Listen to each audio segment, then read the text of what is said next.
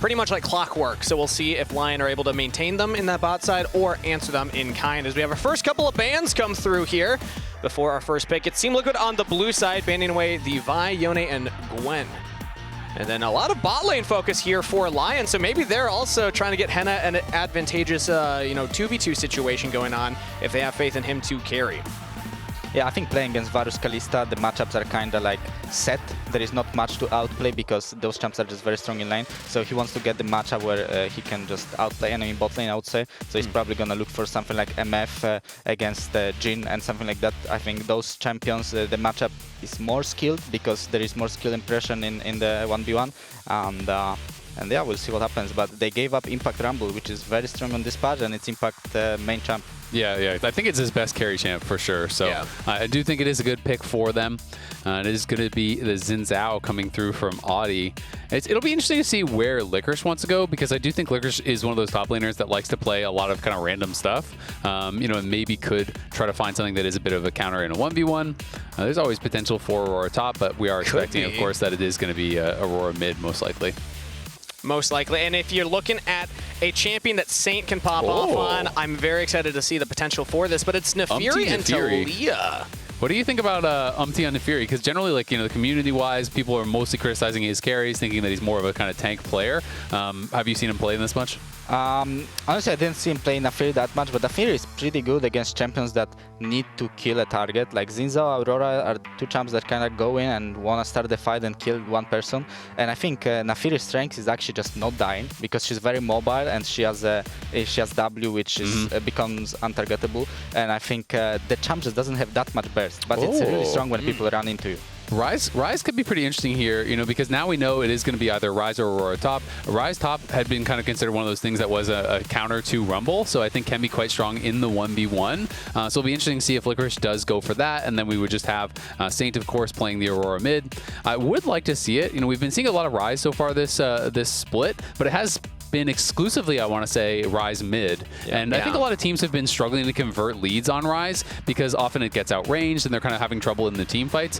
Where's your opinion on Ryze and kind of how strong it is in the meta? Because it feels like you have to kind of take your leads and play through sides really effectively, which some teams are struggling at. Yeah, I think Ryze is just a very strong early game champ. After his first reset, he has enough mana to keep pushing the waves. I think in the 10 minutes to 15 minutes marks, he kind of falls off because he doesn't have completed Seraphs and Roa. But the moment he completes both of these items, especially when he ticks the level, the 10th point of Road of Ages, I think that's a big power spike of Ryze where he really wants to fight. Absolutely is. And I want to highlight what happened there in the second round of bans. More bot lane focus. Ezreal, Misfortune, Caitlyn taken off the table, and it's Corki locked in for Hena. So really pinching Yeon's available champion pool. We see a lot of the hovers. Yeon's showing us all of the available options right now. Let's see what he locks. I don't know how you feel, Inspired, though. I honestly feel like a lot of the AD bans are kind of useless just because so many of the ADs fulfill a similar role. And it's like, yeah, you ban out a couple of the OPs, things like Varus and Kalista, but beyond that, I feel like they're so similar that it doesn't really accomplish that much. Yeah, I wouldn't ban the ADCs in this case if I was Lyonz. I think banning stuff like Alistar, which are really good at disengaging the comp that you already have with Zinza or Aurora, I think would have more value. Like, you don't really mind enemy team having Caitlyn or MF, but you mind a lot enemy having like Poppy or Alistar to disengage the fight. So I think that's kind of a mistake on Lyon's side. And they did draft the Alistar, as you were saying. So now what do we pair with it is the next question for Team Liquid. It's the Kaisa AD carry. So a lot of forward momentum when you think about Naffiri wanting to jump in, Alistar starting off the fights, and some follow-up as well from their top and mid. Yeah, I think it's pretty clear, setting up a dive comp, you can have Taliyah coming in behind, you have Rumble Equalizer, you have the ability to dive in with Alistar, with Naffiri, with Kaisa. Bard as the final pick here is a little bit interesting to me.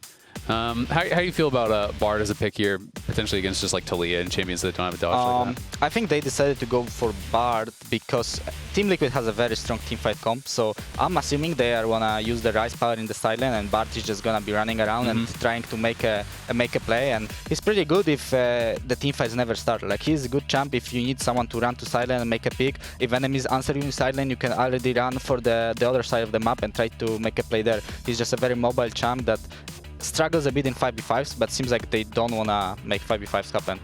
I also love Bard for his ability, if you are getting caught out of position, to try and, punish your opponents. If Naffiri's jumping in, you can just ult away the Alistar or ult away somebody else. If if any one person goes in, you can also use it as a disengage tool to try and get your team into a more advantageous position. Also, sometimes a free zone is every now and then, but Team Liquid versus LYON. We're getting ready to hop into the Rift. Team Liquid trying to maintain a pretty strong start to their split, whereas LYON trying to cement their name in the top 4 conversation. Rift right around the corner.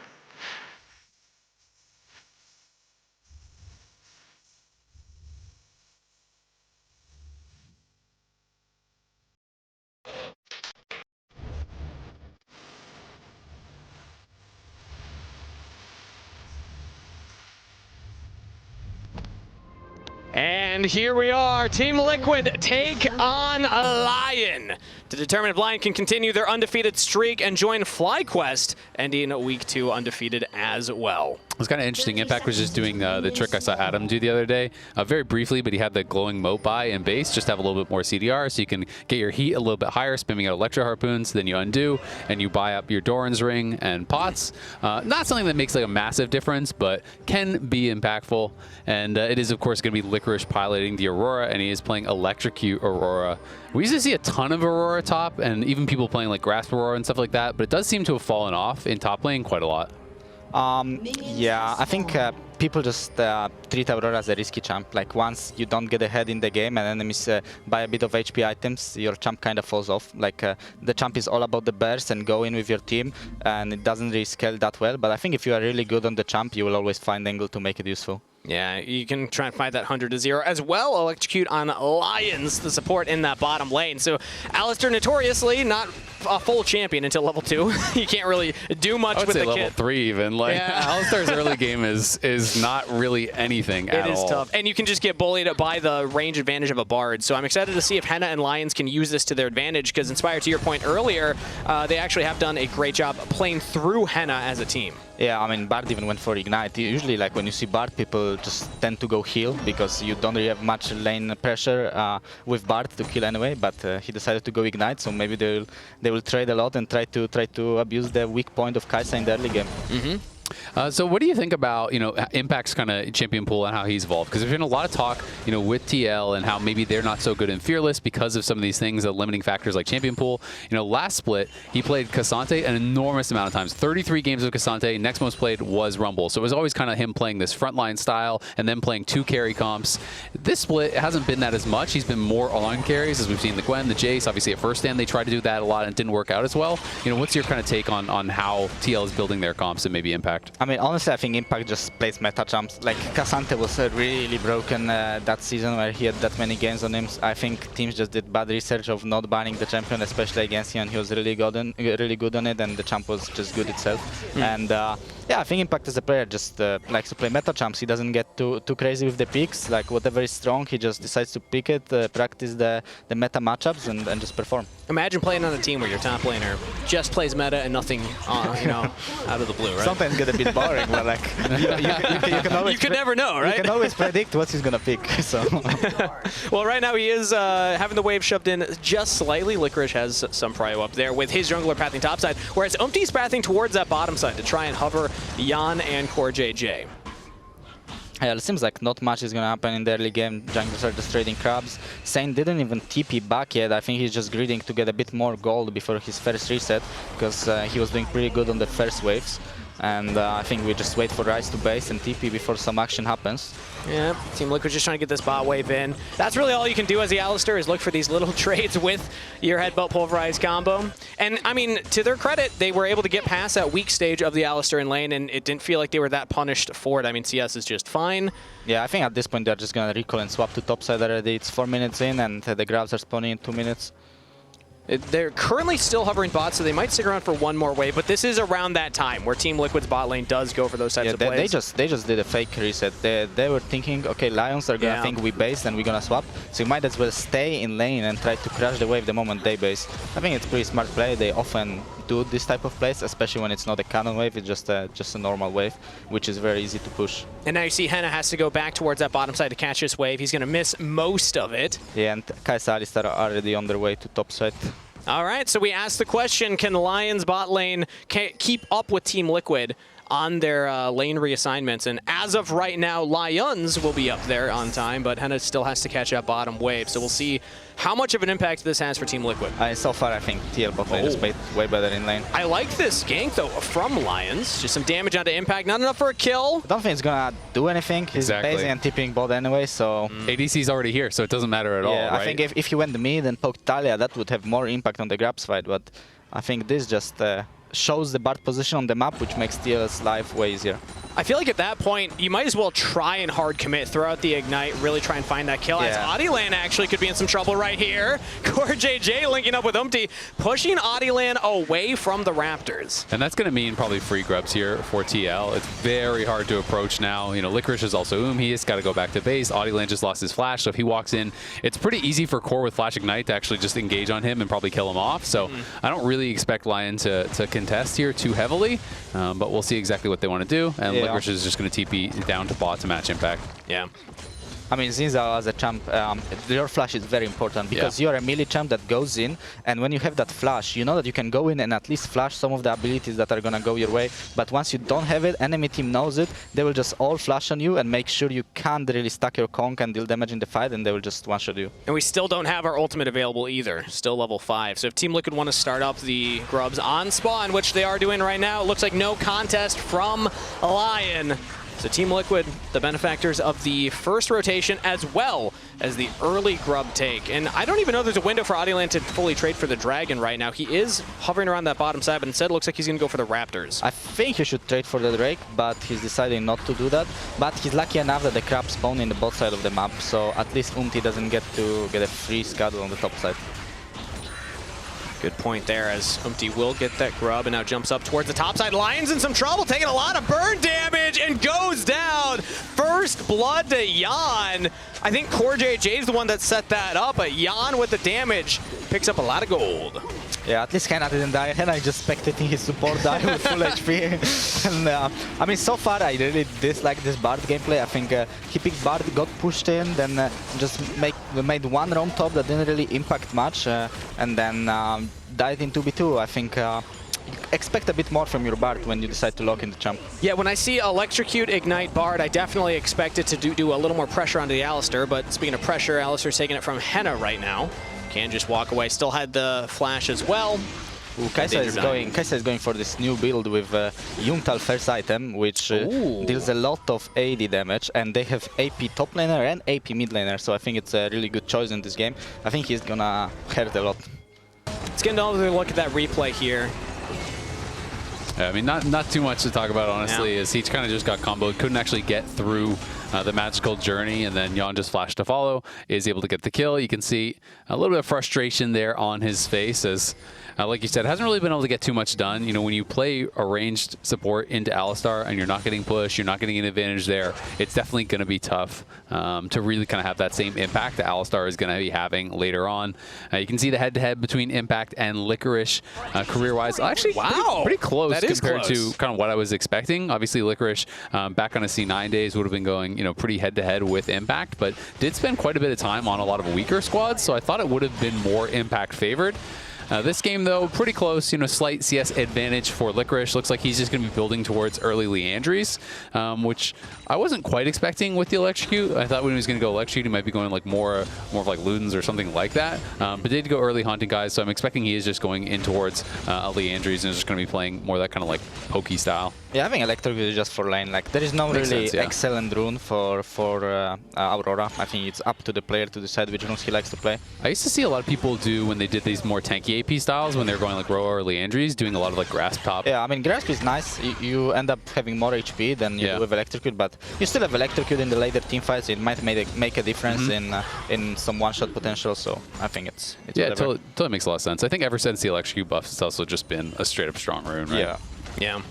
Well, I want to bring the conversation a little further back right now and get your thoughts on this one, Inspired. Yes, early game's gone well for Team Liquid. They've had better rotations. They got those grubs. What do you think about LYON's current position in the game? Because Saint I mean, still just doing Ryze things, kind of farming up, getting towards that spike as we have the tier stacking and we're getting close to that Rod of Ages. And Hena seems like they're in a stable position right now, just down a little bit of CS. So are you worried for Lyonz in their current position, or do you think that they still have a shot here? I think they still have a shot. I think as long as Ryze is farming in a good position, I think he can still carry the game. But as I said, when you pick Bard and you kind of fall behind in lane, like you just don't have enough playmaking. So I think right now Lyonz are in the position to just wait for Team Liquid to make mistake. Yeah, no, I fully agree. And one thing I will say about Saint's position is it's such a low-range team.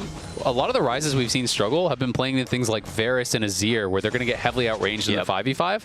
You obviously have to be worried about the hard engage and getting comboed and 100 to 0. But if they don't, just because of this of the low-range nature of TL's comp, they're going to be stacked up, and you can get so many Q bounces through the team that a Ryze can absolutely take over a game like this. And it's going to be very hard for something like a Naffiri alone to really threaten the Ryze, as Yeon taking a big chunk of damage right there. We actually might come back to that flash from Core.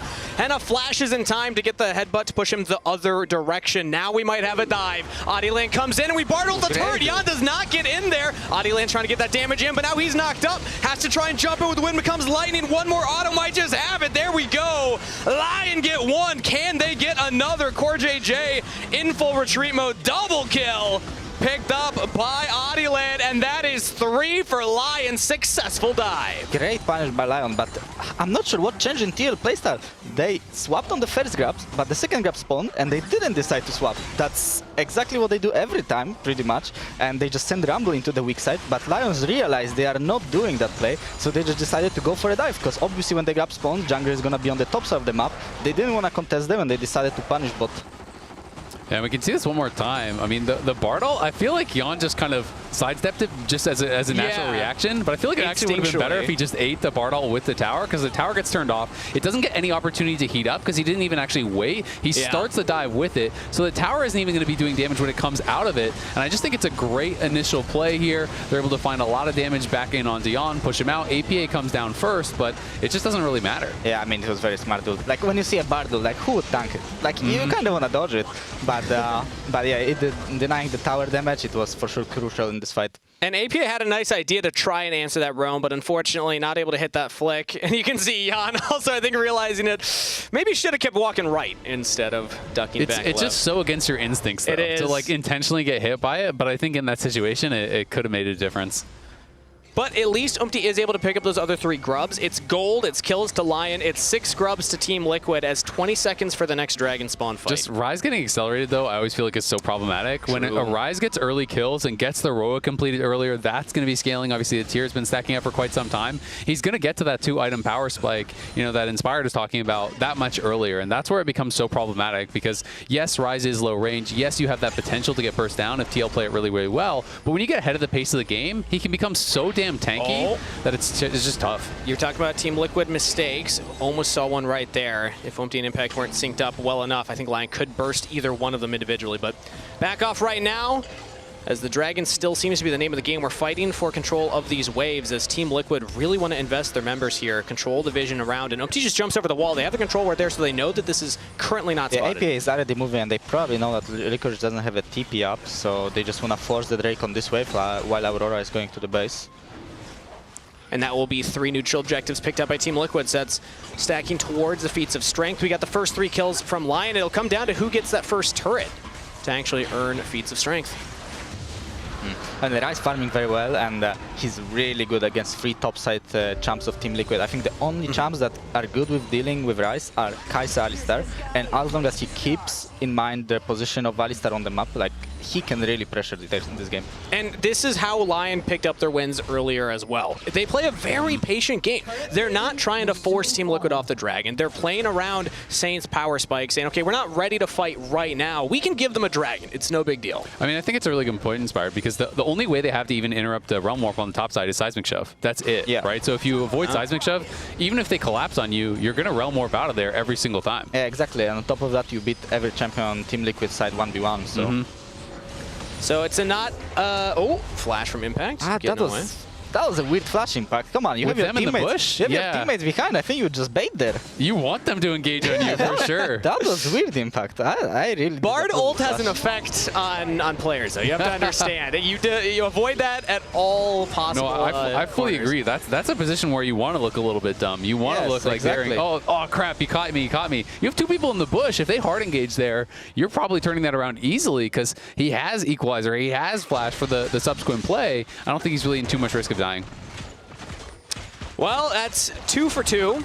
Lyonz is in their head, man. I'm telling you. This Bard player, Tempered Fate is a lethal ability. Or sometimes the opposite. But right now, again, going back to where Team Liquid is in this game, they still have the ability to push through the side lanes with their grubs, take turrets fast, but it feels like there's a ticking time bomb for them. Like, I kind of want to see Team Liquid go for more aggressive plays and actually try and make some action happen, force some plays, because the later this game goes, the more I'm going to question, can they handle the Ryze in the side lane? Even the Aurora in the side lane can become a problem. I mean, the Ryze in the side lane is always potentially problematic, but at the same time, I do think that TL's 5v5 is really strong, and it's not like they don't have abilities to actually start a fight or win a fight, you know. One good catch from Alistar, you know, Alistar combos someone into a seismic shove, someone's instantly dead all of a sudden. You have a lot of power in that team fight. So I think that TL aren't going to be too worried just yet.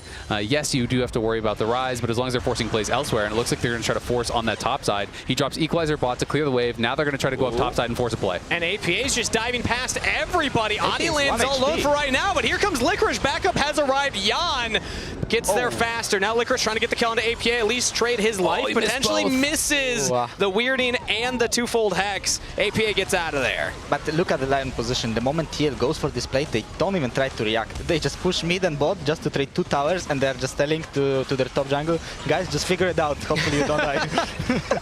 Yeah, we're just getting more gold onto Saint, taking that bottom turret. They're pushing in mid as well. I imagine Hena and Lyonz are going to get this one. Yeah, they will be able to get the extra tower, but TL at least got first tower, so they do get feats of warfare there because they were able to just kind of fully commit to that. So I think it was a pretty good play from TL overall. You know, Impact obviously can't defend in the 1v2, so he just drops the Equalizer, TP's top side. They force on the other side of the map, playing away from that Ryze, which was kind of the strong point there for them, and should be able to grab the Herald off the back of this, so they can even look for another tier 1 to kind of equalize the play later on. Yeah, I mean, the Herald as well is a big pickup. I think the trade without Herald wouldn't be that excellent for them, but with Herald it's for sure very worth. And yeah, I think right now it's going to be a bit tough for Lyonz to give up the Drake. I think they will fight it because TL can just put Herald mid the moment it spawns. So. And theoretically, we still have 1:20. There's a chance that Saint's able to get full stack. Sarah's first. Now they're going in onto Impact. Another sidestep on the Temper Fate, but it puts them closer to Lion, and they will pounce. Saint picks up his second kill. And that's a missing flash from that earlier play where he could have actually baited, which is pretty impactful now. So they are able to get that kill, going to be able to steal away some camps. Nice move with the Realm War, punishing Impact in that side lane. Umti will be able to drop Herald and get a crash here. That's a bit of I don't think it's going to get them the turret. I think so too. I think they should have saved it for the Dragon Spawn. Yeah, exactly. Interesting decision making from Team Liquid. They lose their bot laner. Potentially a Panic Herald play mid does not net them anything. So now if we go back, yes, that trade topside, they get the kill, they get the turret, they lose 2, but you were saying at least they got Herald, that can turn into something more. Suddenly that's looking fantastic for Lion, who are close to having the Seraphs complete for Saint here. They are in a great position. He just got it, yeah. The Ryze might even get Mercs before the next teamfight. He's pretty much unkillable. Ooh. And that Rod of Ages, 4 more minutes until that's up. So that will be the next Dragon, but for right now, it's looking like they can contest. Oh, righty, Lion, 3-0 coming into this game. This was the question, can they maintain? And so far, Saint and the Lyonz have been doing just that. Saint having a fantastic kickoff to Split 2. Yeah, Saint has been getting a lot of hype around him. You know, we were looking at this as one of the most important matchups, how APA would be able to handle Saint. He was Player of the Week last week. Obviously, you talked about him inspired as one of the key players on their team.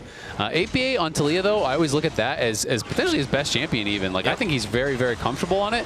And both of them are trying to make plays, but Saint definitely feels like he's in a much better spot right now. Yeah, I think Taliyah just fits APA's playstyle. I think he likes to push and roam, and Taliyah is just basically it. So I think that's why he really likes the champ, but just he didn't have many opportunities this game. Yeah.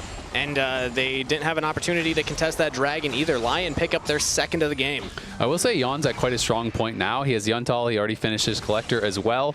So you do have a ton of AD. You know, the evolved Q is so much damage. If you can find an isolated Q with the Acathian Rain on someone, like Inspired's talking about, you know, is a tremendous amount of burst. But that being said, you're not going to be able to get that W evolve and stuff. Ooh, Licorice going between worlds to jump away. CoreJJ is in a really funny position. He might actually surprise him here. Yeah, Licorice doesn't check the brush. So it's definitely... No, he's not going to check the brush. Start off with the trample. Pulverize, headbutt. Licorice knocked back into everybody. Oh! Tempered Fate onto 3, but Licorice still goes down. That was almost a successful operation from LYON, but Team Liquid get their man. And that's a really smart play from CoreJJ. Like, when you don't have options in the game as a support, just go silent and come. TP flank. They're going to look for him. Ryze just ult out, no? Yeah, it's not over. Saint now in a 1v2. Trying to realm warp out of there, and there's nothing that can cancel it. It was only APA. Yep. He was not on the screen. Exactly, just like we're talking about. You know, if Alistar's there, which you know he's not, if APA is there, which you know he's not, there's no risk actually just dropping that realm warp. So we do see the TP come out. We see the Naffiri ult get used. You proc the Archangels, that's a little bit of something, but really not much.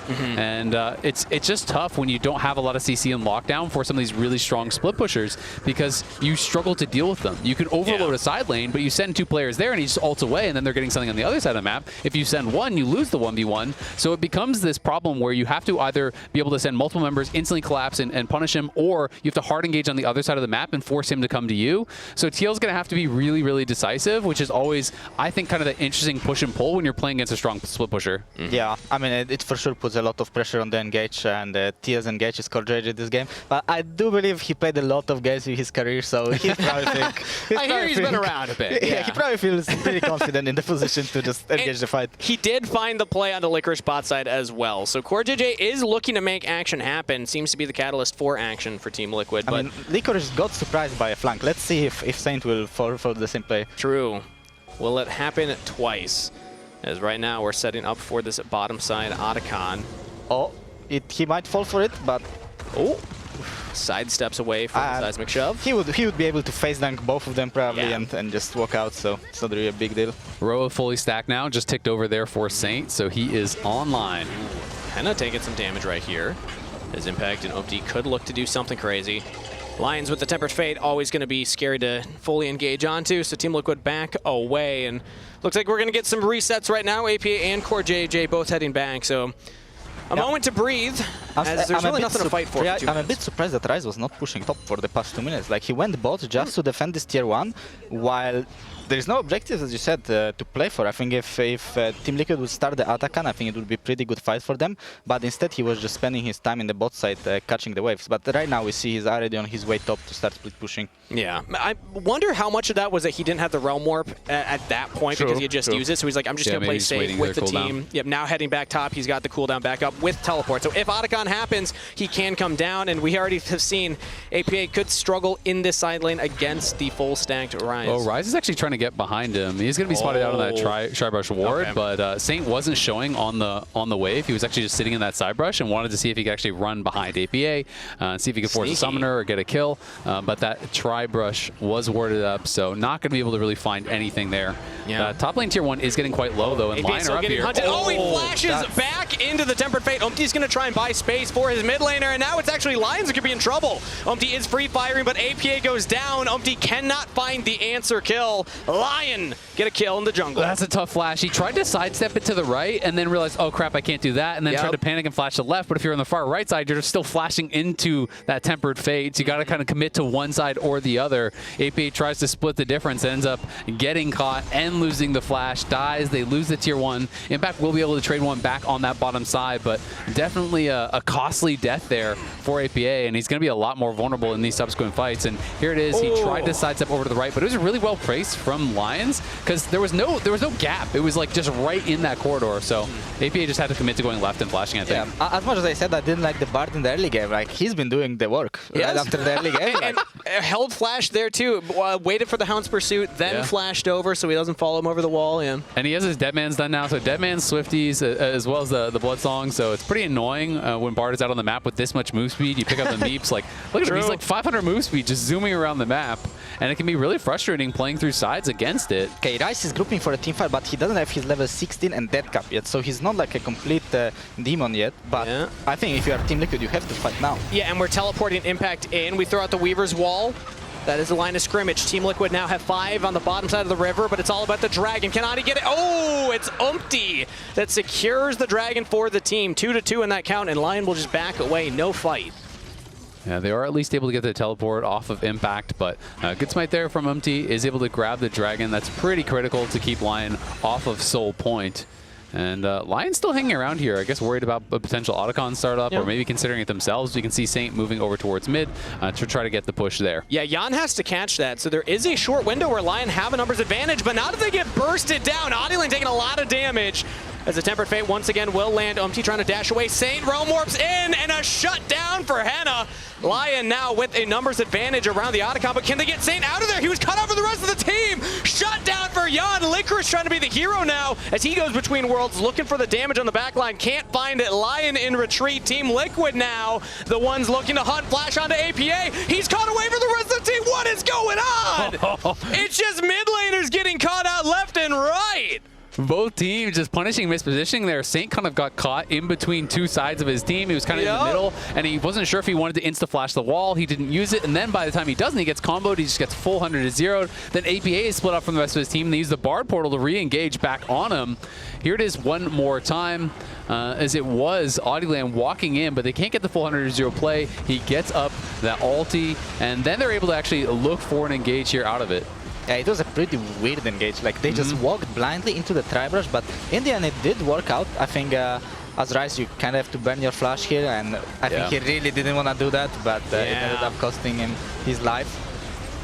I think that was tough for Saint because they lost vision of the Tri-Brush. So there was a control ward in there, and he didn't have a teammate, and he didn't know how close the threats were in that moment. It was a weird fight. I'm not really sure why Ryze is just not split pushing and just getting his death cap and just trying to get top tier 2 and ulting out when enemies actually collapse on him. But yeah, if he didn't die, maybe they would actually get Atakan after killing Umti, so... I mean, this is something that we've seen from a number of the Ryze games where I think they start feeling that pressure to group. They're like, oh, what if my team gets caught? What if my team gets caught? And they start really kind of grouping even when they have an advantage in side lanes. They're not really able to extend it in the way that you would want. He is level 16 now, still obviously sitting on those 2 large rods, so should be able to complete that pretty soon. But I will also say, clever from Oddie as they were retreating back towards the tower.